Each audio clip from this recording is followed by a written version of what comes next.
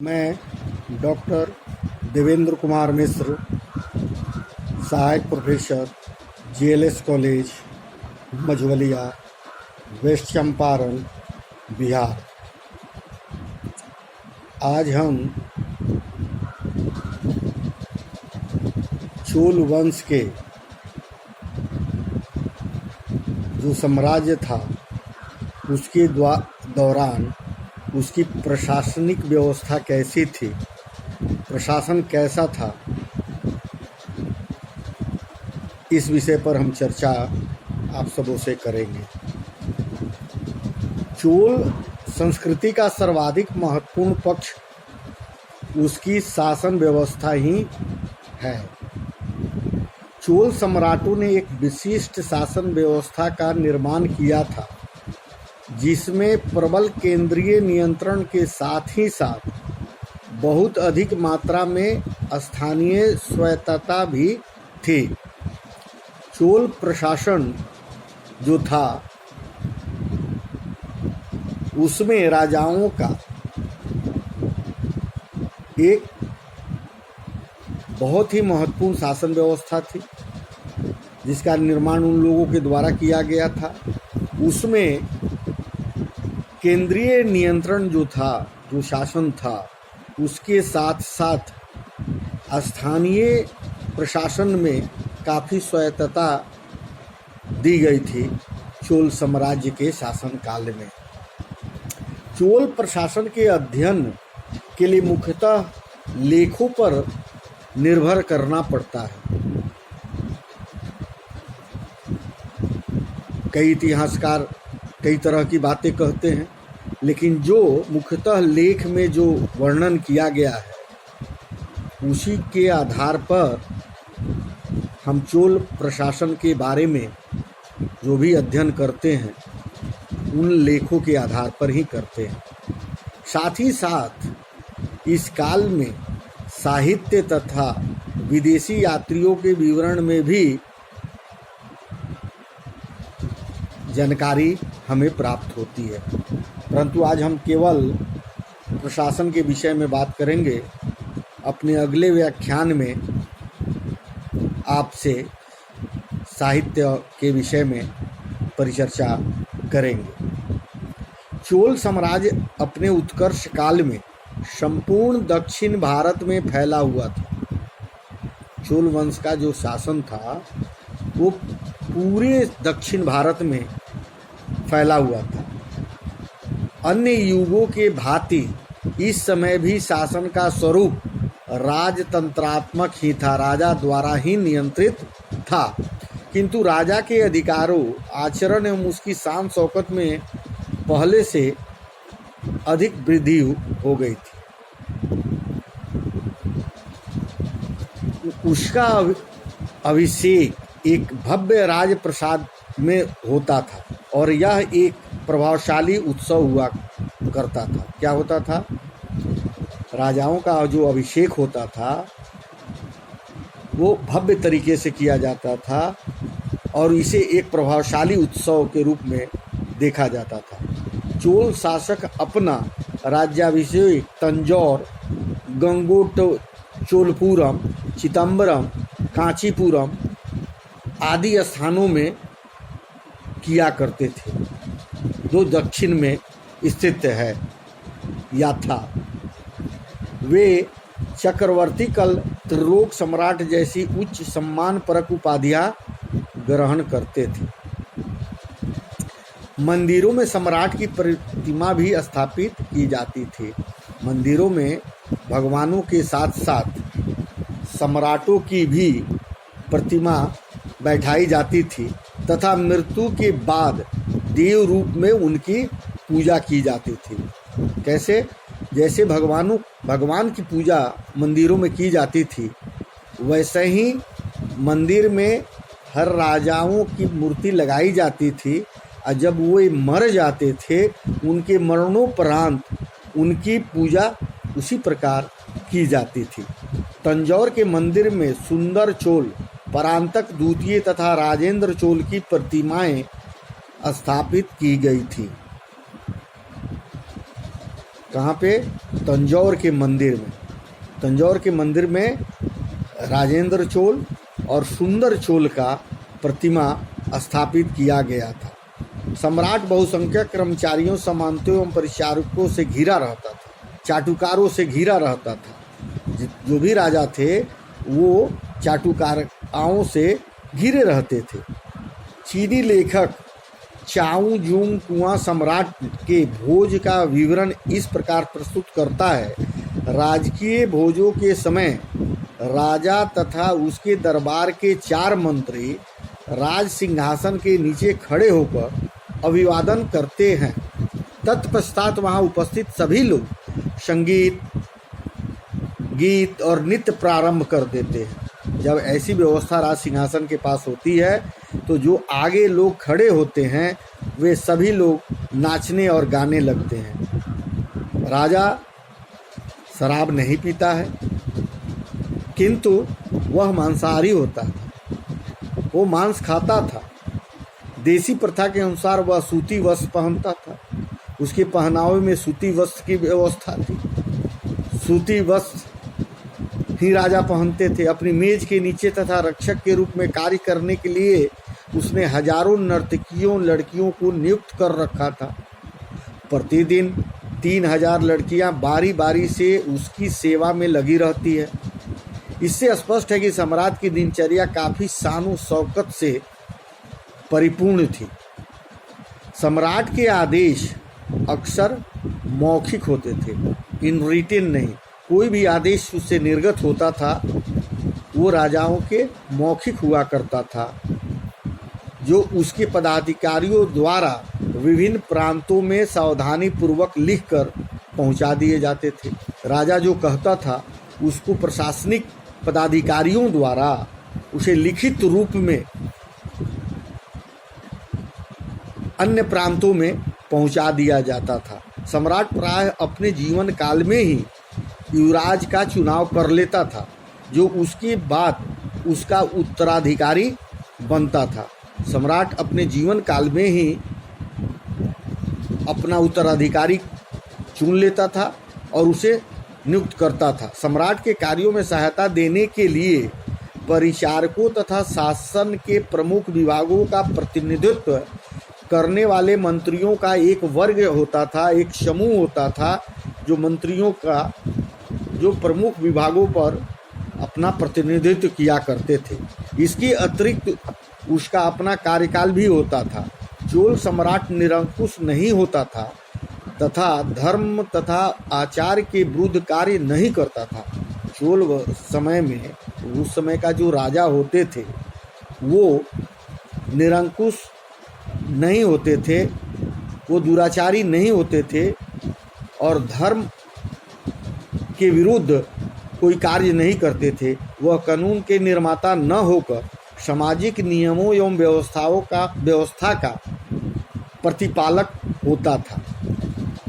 सार्वजनिक हित के कार्यों जैसे मंदिर का निर्माण करना, कृषि योग्य भूमि तथा सिंचाई के साधनों की व्यवस्था करना, विद्यालयों की व्यवस्था करना, अस्पतालों की स्थापना करना आदि में उसकी विशेष रुचि होती थी कि वो मंदिरों का निर्माण करे, खेती योग्य भूमियों की सिंचाई की व्यवस्था कैसे होगी उसकी व्यवस्था करे, विद्यालयों की पढ़ाई लिखाई के लिए व्यवस्था करे, लोगों की स्वास्थ्य सुविधाओं के लिए अस्पतालों का स्थापना करे। इसमें उसकी विशेष रुचि होती थी। राज परिवार के अन्य सदस्य, दरबारी अधिकारी आदि सभी सम्राट के आदर्श का अनुकरण करते थे। राजा का जो अन्य सदस्य थे राजा के बाद, वे लोग क्या करते थे? सभी सम्राट के आदर्श का अनुकरण करते थे। धार्मिक मामलों में सम्राट राजगुरुओं से परामर्श से ही कोई कार्य करता था।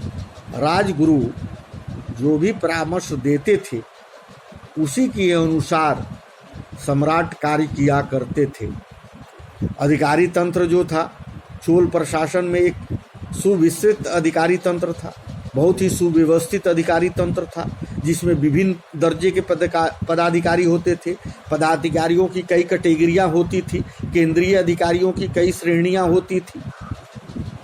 उसके ऊपर की श्रेणी को पेरुनदनम तथा नीचे की श्रेणी को श्रीदुनमम कहा जाता था।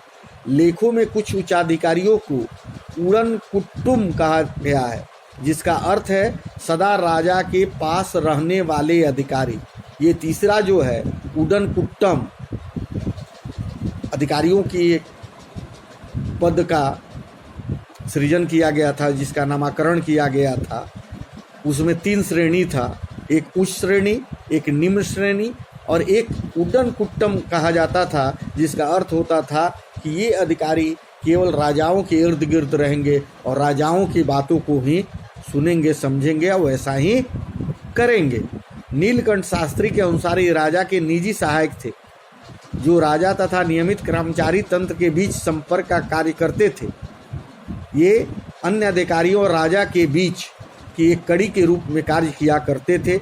उनका कार्य संबंधित विभागों के कर्मचारियों को राज्य की नीति बताना तथा राजा के प्रांतों की आवश्यकताओं से अवगत कराना था।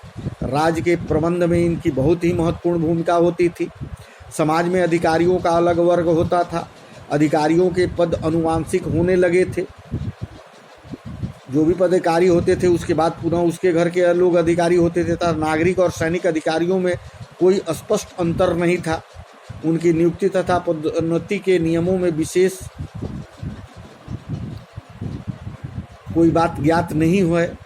पदाधिकारियों को नगद वेतन के स्थान पर भूमि खंड दिए जाते थे। चोल लेखकों ने क्या दिए जाते थे? पदाधिकारियों को नगद मुद्राएं नहीं दी जाती थी।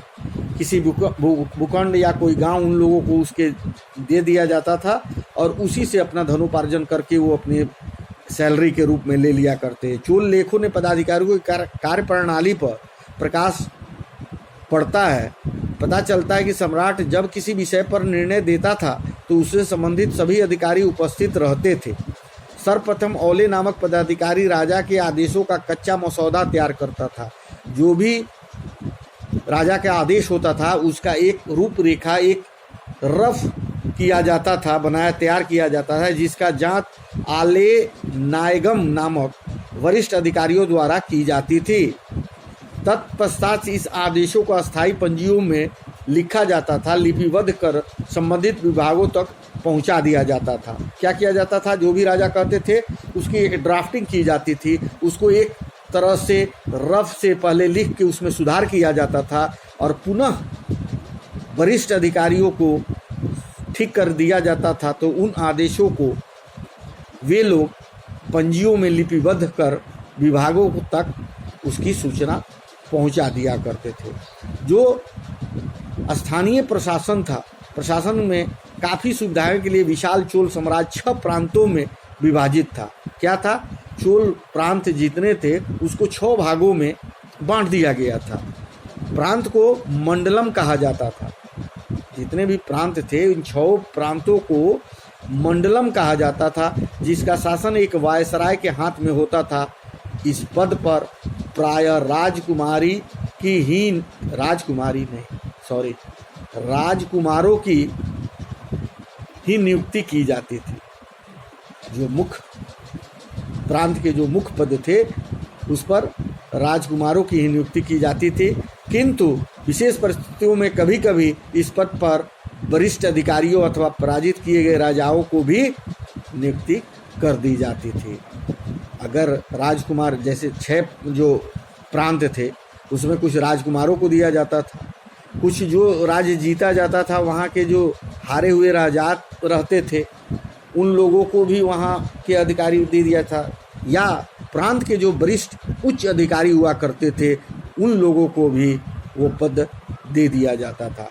मंडलम के शासकों के पास अपनी सेना तथा न्यायालय होते थे।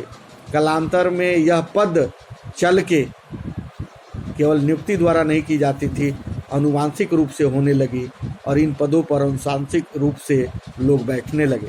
प्रत्येक मंडल में केंद्रीय सरकार का एक प्रतिनिधि रहता था जो मंडलीय शासक की गतिविधियों की दृष्टि रखता था। मंडलम का विभाजन कई कोट्टम अथवा वलनाडु में हुआ था, जो आजकल की कमिश्नरियों के बराबर होते थे। आजकल क्या है, पंचायत स्तर है, ब्लॉक स्तर है, फिर अनुमंडल स्तर है, फिर जिला स्तर है, फिर कमिश्नरी है। तो उस समय का ये जो प्रांतों में जो व्यवस्था थी वो कमिश्नरी लेवल की ये व्यवस्था थी। प्रत्येक कोट्टम में कई जिले होते थे। कोट्टम मतलब कमिश्नरी, उसमें कई जिले होते थे। जिले की संज्ञा नाडु थी। नाडु की सभा को नाट्टार कहा जाता था, जिसमें सभी गांवों तथा नगरों के प्रतिनिधि होते थे। सभी जगह के नगर के प्रतिनिधि होते थे।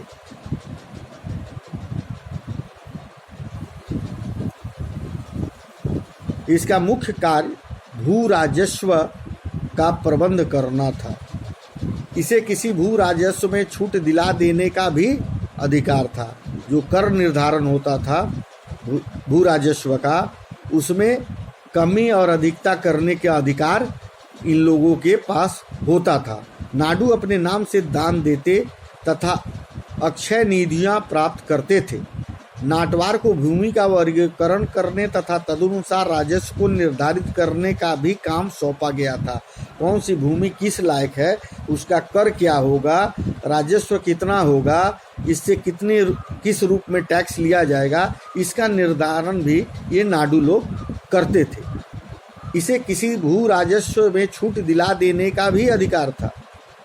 ये भू राजस्व का जो कर था उसमें ये कमी करने का भी अधिकार रखते थे। कभी कभी यह मंदिर का प्रबंध भी करती थी।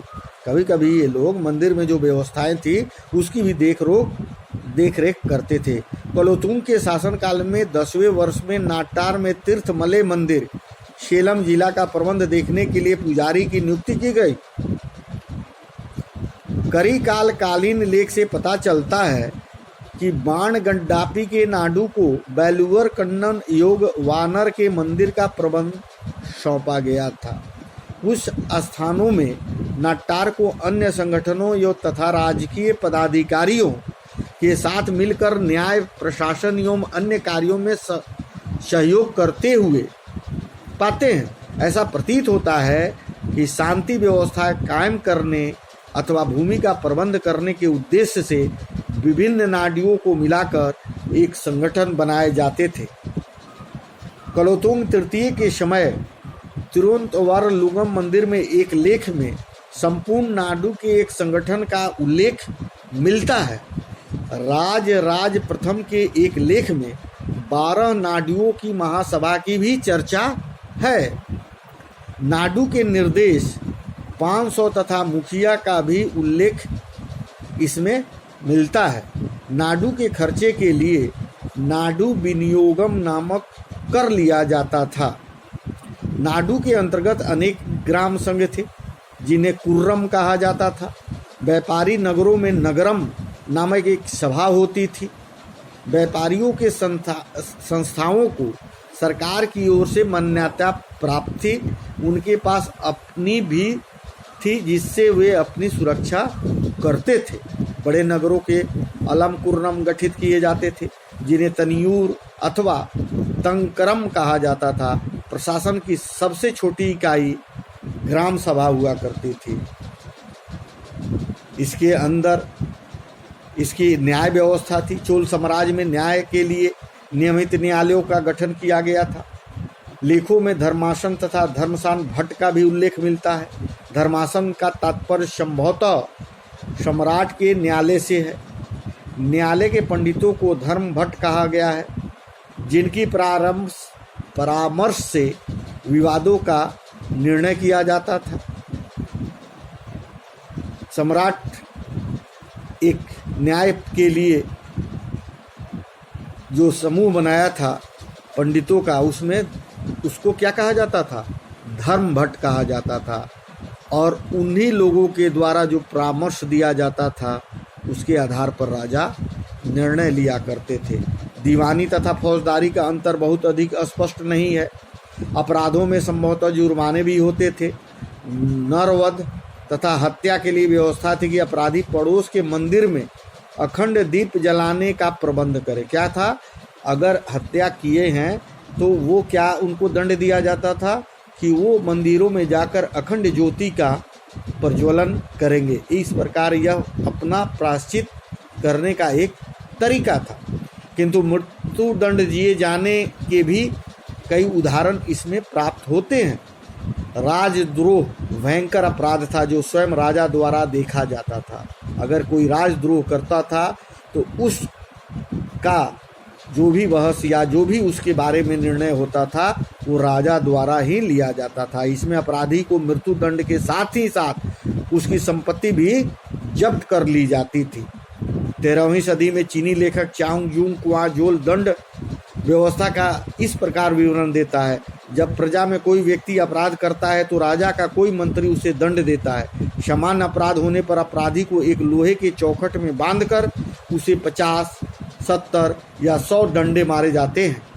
जघन्य अपराधों में अपराधी का सिर काट दिया जाता है अथवा हाथी के पैर के तले उसे कुचलाकर दंड दिया जाता था। कभी कभी लोगों को आत्मदाह द्वारा संपत्ति का स्वामित्व सिद्ध करना पड़ता था। अग्नि तथा जल द्वारा दिव्य परीक्षाओं का भी विधान था। गवाहियाँ भी कई तरह से ली जाती थी। पशुओं की चोरी के अपराध में व्यक्ति को संपत्ति जब्त कर मंदिर में दिए जाने का भी उदाहरण इसमें मिलते हैं। इस प्रकार चोल न्याय प्रशासन सुसंगठित एवं निष्पक्ष था। और आगे हम जो बात करेंगे इसकी भूमि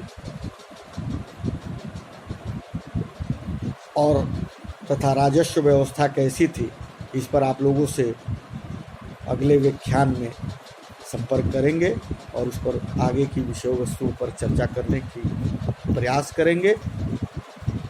कोई भी इससे संबंधित प्रश्न बच्चे आपको अगर जानना है या समझना है तो मेरे व्हाट्सएप नंबर या मेरे मोबाइल नंबर पर आप संपर्क कर सकते हैं।